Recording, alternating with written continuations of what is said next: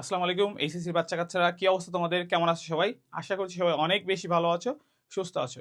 তোমাদের HSC marketing এর খুবই গুরুত্বপূর্ণ একটা টপিক হচ্ছে পণ্য জীবনচক্র বা প্রোডাক্ট লাইফ সাইকেল। এই টপিকটা দেখা যায় অ্যাডমিশনে অনেক কোশ্চেন হয়, এখান থেকে এমসিকিউ আসে, পাশাপাশি এইচএসসিতেও কিন্তু তোমাদের সিকিউতে এবং এমসিকিউতে কিন্তু বিভিন্নভাবে ঘুরিয়ে ফিরিয়ে কিন্তু এই পণ্য জীবনচক্র থেকে কোশ্চেন দেওয়া হয়। কিন্তু দুঃখজনক হলেও সত্য এই যে তোমরা অনেকে এই প্রোডাক্ট লাইফ সাইকেল সম্পর্কে বিস্তারিত জানতে পারো না। অনেকে দেখা যায় কলেজে এটা সম্পর্কে অনেক বিস্তারিত জানো না এবং বিস্তারিতভাবে এটাকে চিন্তা ভাবনাও করো না। তো আজকে আমরা শুধু দেখব প্রোডাক্ট লাইফ সাইকেল এটা কাকে বলে এবং এটা বিস্তারিতভাবে একেবারে চুলচেরা বিশ্লেষণ করব। তাই আজকের এই টপিকটা এবং এই ভিডিওটা দেখা তোমার জন্য কিন্তু অনেক ইম্পর্টেন্ট। তো কথা না বাড়িয়ে চলো শুরু করা যাক প্রোডাক্ট লাইফ সাইকেল বা পণ্য জীবনচক্র। প্রোডাক্ট লাইফ সাইকেল বা পণ্য জীবনচক্রের স্তর হচ্ছে সাধারণত, যদি আমি ওয়ার্ল্ড ওয়াইড দেখি, এটা হচ্ছে 4টা স্তরে আমাদের অধ্যাপকরা কিন্তু এটাকে ভাগ করেন। তবে শুধুমাত্র আমি এইচএসসির বইতে দেখেছি এটাকে 5টা স্তরে ভাগ করা হয়েছে। যেহেতু তোমরা এইচএসসির স্টুডেন্ট, তাই তোমাদের আজকের এই ভিডিওতে আমরা কি করব, 5টা স্তরে কিন্তু এটাকে বিশ্লেষণ করার চেষ্টা করব। তো 5টা স্তরে বিশ্লেষণ করলে আমাদের পণ্য জীবন চক্রের স্তর হচ্ছে, দেখো, পণ্য জীবন চক্র জীবন চক্রের স্তর হচ্ছে 5টা। প্রথম হচ্ছে উন্নয়ন স্তর বা পণ্য উন্নয়ন স্তর, এরপরে হচ্ছে তোমার সূচনা স্তর, এরপরে হচ্ছে আমাদের প্রবৃদ্ধি স্তর, এরপরে রয়েছে তোমাদের পূর্ণতা স্তর বা পরিপক্কতা স্তর, পূর্ণতা স্তর, আর এরপরে আমাদের যেটা আসে সেটা হচ্ছে পতন স্তর।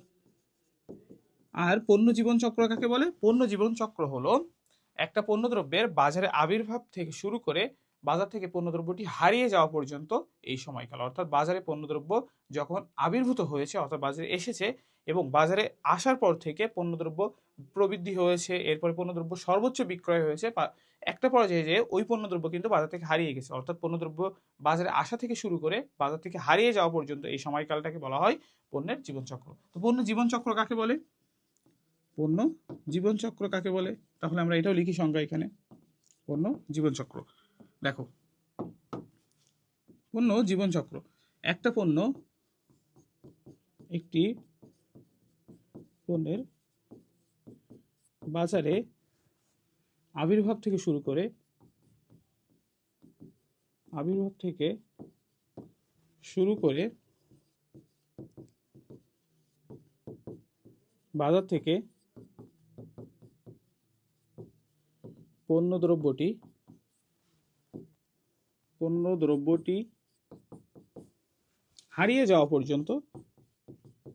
পণ্যদ্রব্যটি হারিয়ে যাওয়া পর্যন্ত, সময়কালকে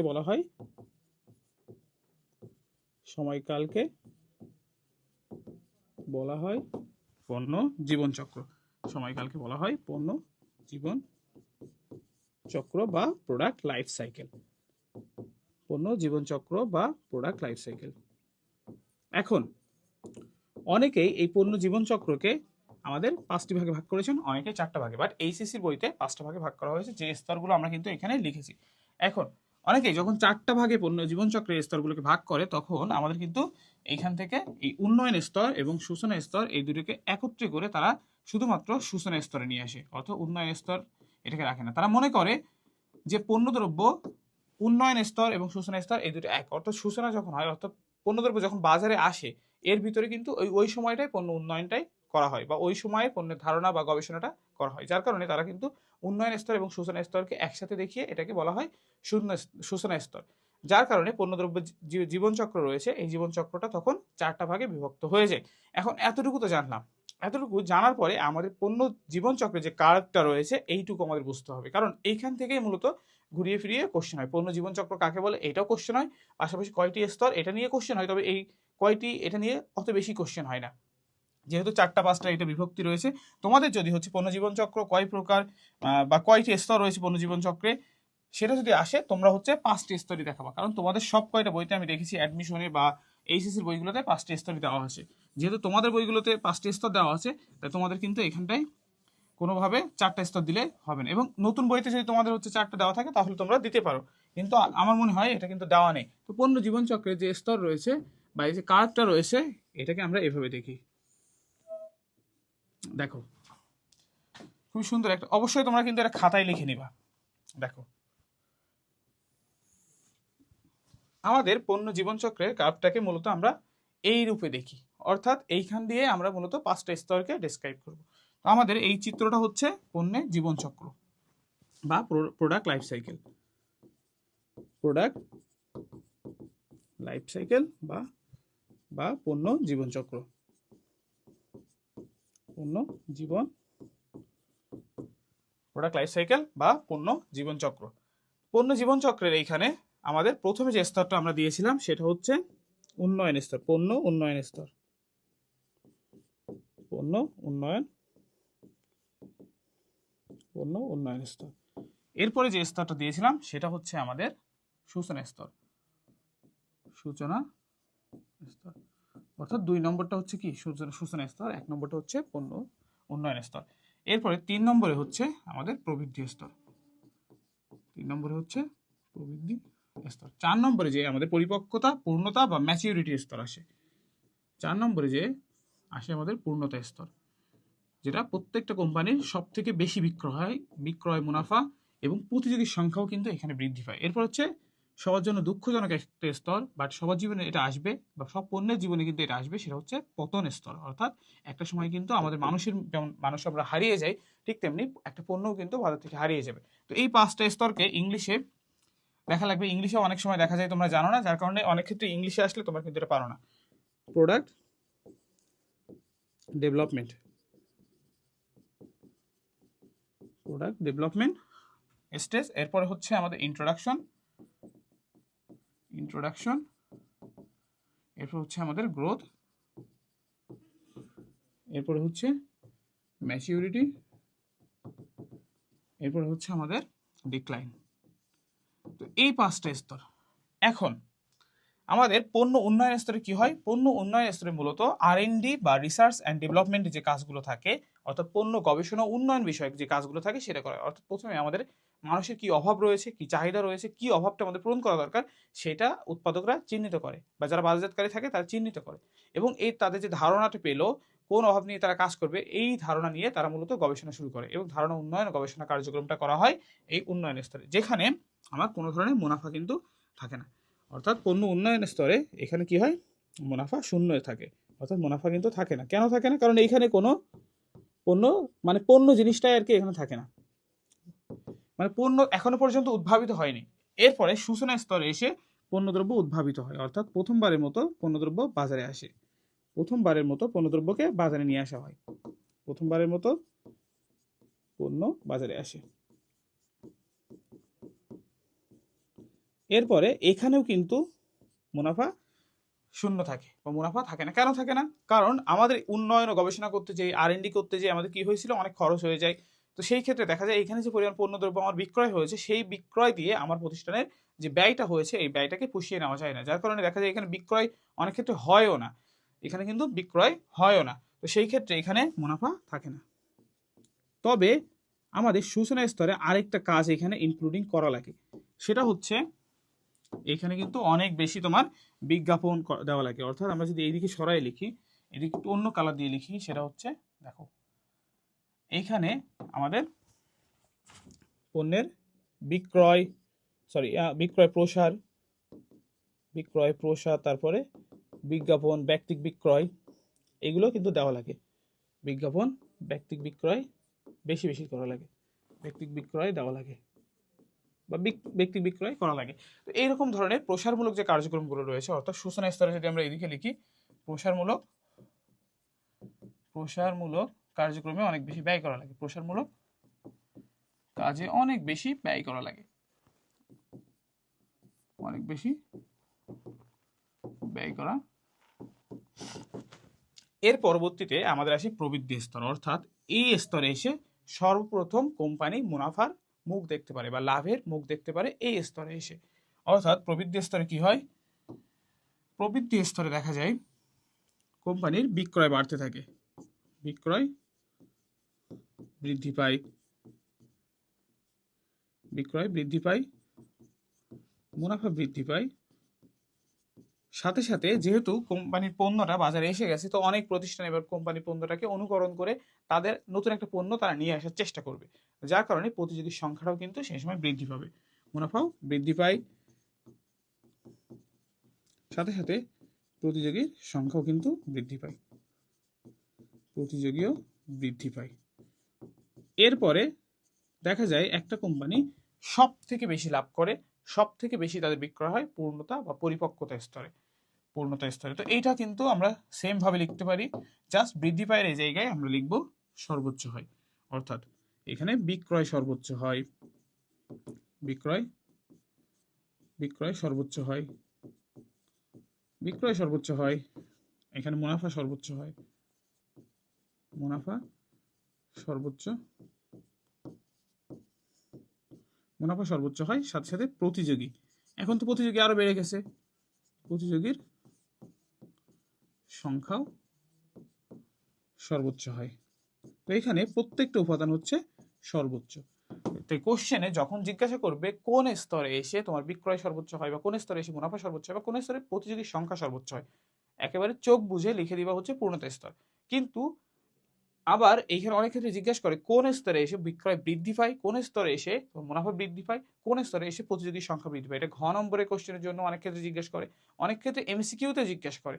বেশিরভাগ স্টুডেন্ট কি করে, এই পূর্ণতা স্তর দিয়েছে, যেহেতু পূর্ণতা স্তরে বিক্রয় মানে বেশি থাকে, তার হচ্ছে তোমার মুনাফাও বেশি থাকে, কিন্তু এই প্রবৃদ্ধি স্তরে একমাত্র স্তর যেখানে তোমার পণ্যদ্রব্যের বিক্রয়টা আস্তে আস্তে বৃদ্ধি পেতে থাকে, এখানে কিন্তু সর্বোচ্চ হয় না, বাট বৃদ্ধি পেতে থাকে, গ্রোথ হতে থাকে আস্তে আস্তে, এই জন্য এটাকে বলা হয় গ্রোথ স্টেজ বা প্রবৃদ্ধি স্তর।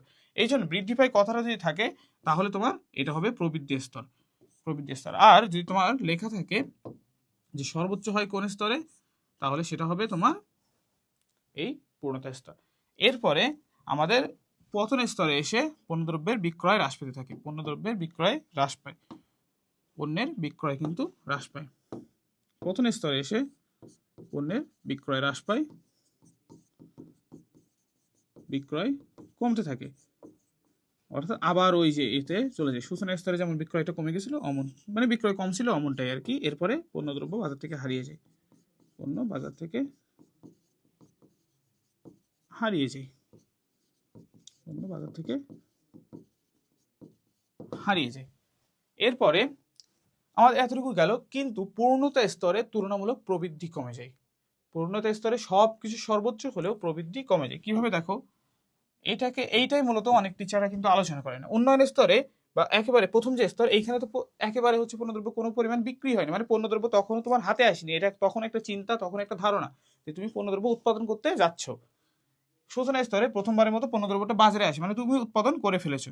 তো এইখানে তোমার দুইটা পণ্য বিক্রি, মানে ধরো এইখানে দুইটা পণ্য তোমার বিক্রি হলো, অর্থাৎ বা এখানে কোনো পণ্যদ্রব্য বিক্রয়ই হলো না। এরপরে স্তরে প্রবৃদ্ধি স্তরে যে দেখা গেলো এই সময় তোমার 20টা পণ্য অলরেডি বিক্রি হয়ে গেছে। এই এবং 4 নম্বরে যে কি হলো, পূর্ণতা স্তরে দেখা গেল একটা কোম্পানি তার হোল লাইফে, মানে একটা প্রোডাক্টের লাইফে সর্বোচ্চ বিক্রয় হয়েছিল 35টা পণ্য। যদি প্রবৃদ্ধি বের করি, দেখো আমরা 20 থেকে বিয়োগ করব হচ্ছে তোমার 2, তাহলে এখানে প্রবৃদ্ধিটা হচ্ছে আমার 18। আমরা এরপরে 35 থেকে 20 যদি বিয়োগ করি, 35 মাইনাস 20, তো এইখানটার প্রবৃদ্ধি হচ্ছে 15। দেখা যায় প্রবৃদ্ধি স্তরের সময় আমার পণ্যের বিক্রয়টা বা প্রবৃদ্ধিটা তুলনামূলক অনেক বেশি থাকে, অর্থাৎ প্রবৃদ্ধি স্তরে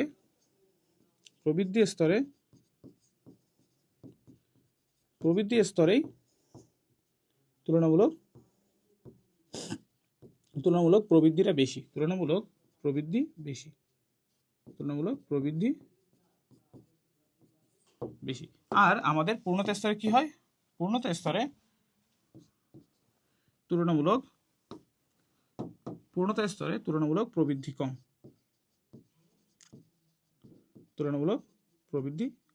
তো এই জায়গা থেকেও কিন্তু আসে তুলনামূলক প্রবৃদ্ধি কম। এরপরে কখনো কোনো কোম্পানি চায় না তার পণ্যদ্রব্যটা এই জায়গায় আসুক, অর্থাৎ পতন স্তরে যাকে, এখান থেকে এটা কখনোই চায় না। কোম্পানি চায় যে তার প্রতিষ্ঠানের এই যে পূর্ণতা স্তরটা আরো দীর্ঘায়িত হোক, অর্থাৎ পূর্ণতা স্তরটা আরো তারা ধরে রাখতে চায়। তখন কোম্পানিকে যে কাজটা করতে হয়, তখন কোম্পানিকে গ্রহণ করতে হয় customer value driven marketing strategy বা কাস্টমার ওরিয়েন্টেড মার্কেটিং স্ট্র্যাটেজি বা ক্রেতামুখী বিপণন, যেটাকে বাংলায় বলা হয় ক্রেতামুখী বিপণন কৌশল। এটাকে বাংলায় বলা হয় ক্রেতামুখী বিপণন কৌশল। ক্রেতামুখী বিপণন কৌশল। ক্রেতামুখী বিপণন কৌশল গ্রহণ করার প্রয়োজন পড়ে। গ্রহণ করার প্রয়োজন পড়ে।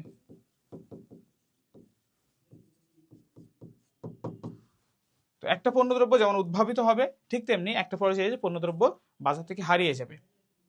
এটা তো প্রত্যেকটা মানুষের জীবনে যেমন জন্ম থেকে তার একটা সময় কিন্তু হারিয়ে যেতে হয় বা হচ্ছে মৃত্যুর স্বাদ গ্রহণ করতে হয়, ঠিক তেমনি একটা পণ্যদ্রব্য বাজারে আসে এবং আস্তে আস্তে সেটা বিক্রয় কমে। তবে কখনো কোনো প্রতিষ্ঠান চায় না তার বিক্রয়টা বা এই পূর্ণতা স্তরটা কম দিন থাকুক, মানে এটা দীর্ঘায়িত কম হোক। প্রত্যেকটা প্রতিষ্ঠান চায় এটা দীর্ঘায়িত হোক, এবং যদি তারা চায় যে তার এই পূর্ণতা স্তরটা দীর্ঘায়িত হোক বা এই ম্যাচুরিটি স্টেজটা দীর্ঘায়িত হোক, তখন তাকে ক্রেতামুখী বিপণন কৌশল গ্রহণ করতে হবে। অর্থাৎ ক্রেতার কি চাচ্ছে সেই সময় উপযোগী বা ট্রেন্ডের সাথে সংশ্লিষ্ট যে বিষয়গুলো রয়েছে সেই বিষয়গুলো তার ইনক্লুড করতে হবে। অর্থাৎ তাকে ক্রেতামুখী বিপণন কৌশল গ্রহণ করতে হবে। যদি এই বিষয়গুলোকে সে মাথায় রাখতে পারে, তাহলে তার পণ্য অন্য প্রতিষ্ঠানের থেকে এগিয়ে যাবে বা এই প্রতিযোগী থাকার পরেও সে অন্যদের থেকে ভালো কিছু করতে পারবে, অর্থাৎ প্রতিযোগিতা মোকাবেলা করতে পারবে। তো এই বিষয়গুলোই মূলত আমাদের পণ্য জীবনচক্রের সাথে সংশ্লিষ্ট, এবং দেখবা মোস্ট অফ দ্য কোশ্চেন এই কয়েকটা টপিক থেকে আসে। পণ্য জীবনচক্রে এই যে আমি বৈশিষ্ট্যগুলো লিখে দিয়েছি এই টপিক থেকে কিন্তু আসে, এবং এই টপিকগুলো তোমরা এড়িয়ে যাও। আশা করছি এই ভিডিও দেখার পরে এখান থেকে বা পণ্য জীবনচক্র থেকে তোমাদের যে ধরনের কোশ্চেন হোক না কেন, এমসিকিউতে হোক, সিকিউতে হোক, গ নম্বর এবং ঘ নম্বর কোশ্চেনের জন্য হোক, বোর্ড কোশ্চেনের জন্য হোক, অ্যাডমিশনের কোশ্চেনের জন্য হোক, তোমরা ফুল মার্কস এখানটায় গেইন করতে পারবা। তো তোমাদের সবার জন্য শুভকামনা। দেখা হচ্ছে পরবর্তী কোনো ভিডিওতে।